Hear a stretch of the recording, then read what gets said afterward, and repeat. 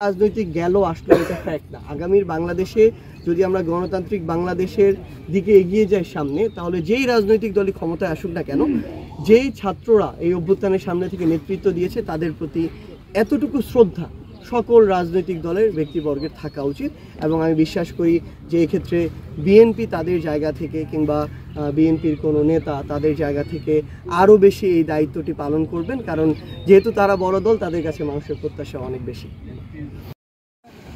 আচ্ছা, আমাদের জায়গা থেকে আমার যেটি মনে হয় আসলে যে আমাদের বিএনপির একজন গুরুত্বপূর্ণ সদস্য, আমাদের কেন্দ্রীয় কমিটির আমাদের দুদু ভাই, যিনি তার জায়গা থেকে মন্তব্যটি করেছেন, আমি মনে করি যে এটি আসলে তার জায়গা থেকে হয়তো ব্যক্তিগত মন্তব্য, এটা দল হিসেবে বিএনপির নয় প্রথমত। আর দ্বিতীয়ত হচ্ছে আমরা আমাদের জায়গা থেকে প্রত্যাশাও করি না, কারণ তারা আমাদের রাজনীতিতে তারা সিনিয়র, আমরা চাই তাদেরকে দেখে আমরা শিখবো, সামনের দিকে এগিয়ে যাব। কিন্তু তারা যদি এইরকম তাদের যারা বয়সের দিক থেকে অন্তত অনুজ রয়েছেন তাদেরকে সামনে রেখে প্রতিহিংসামূলক বা ছোট করে কথা বলার এই কালচারটা আবার তৈরি করে, যেটা আমরা দেখতাম যে শেখ হাসিনা ডক্টর ইউনূসকে নিয়ে ছোট করে বিভিন্ন কথা বলতেন, খালেদা জিয়াকে নিয়ে ছোট করে বিভিন্ন কথা বলতেন।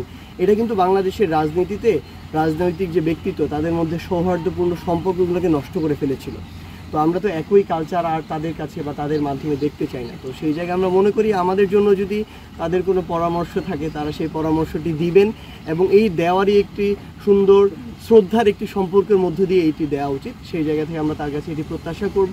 এবং আরেকটি কথা তিনি তার জায়গা থেকে যেটি বলেছেন যে আসলে এই আন্দোলনের কারণে বাংলাদেশি যে শিক্ষার যে সব কিছু পরিবেশ বা এগুলো নষ্ট হয়ে গেছে, শেষ হয়ে গিয়েছে, এটা সত্যি যে কিছুটা বিঘ্নিত হয়েছে, কিন্তু আমরা শেষ হয়ে গিয়েছে, নষ্ট হয়ে গেছে এই কথাটা কোনোদিন বলতে পারি না। দিন শেষে কি এই যে যারা এখন বাংলাদেশের রাজনৈতিক পরিমণ্ডলে কথা বলছে, এই মানুষগুলো কিন্তু আর স্বাভাবিক জীবনযাপন করতে পারবে কি না এটারও নিশ্চয়তা ছিল না।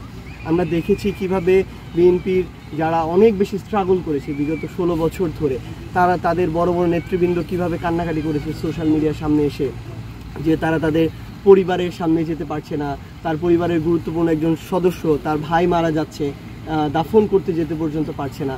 এবং এই ছাত্রদের এত বড় ত্যাগ, এত রক্তের পরেই কিন্তু আসলে এত বড় একটি অভ্যুত্থান, এবং এই মানুষগুলো এখন এভাবে মিডিয়ার সামনে এসে কিংবা বুক ফুলিয়ে তাদের জায়গা থেকে স্বাধীনভাবে কথা বলছে। সো ক্ষতিটা অবশ্যই কিছুটা না কিছুটা হলেও পড়াশোনার পরিবেশ বিঘ্নিত হয়েছে, ছাত্রদের ক্ষতি হয়েছে, কিন্তু এই যে এত বড় ত্যাগ, এই ত্যাগ কিন্তু শুধুমাত্র মানে তাদের ত্যাগ নয়, এটা পুরো বাংলাদেশের জন্য ত্যাগ। এই শিপমেন্টের যে আমাদের চুক্তিটি ছিল এরকম আমাদের এটি তারা তাদের জায়গা থেকে বাতিল করেছে।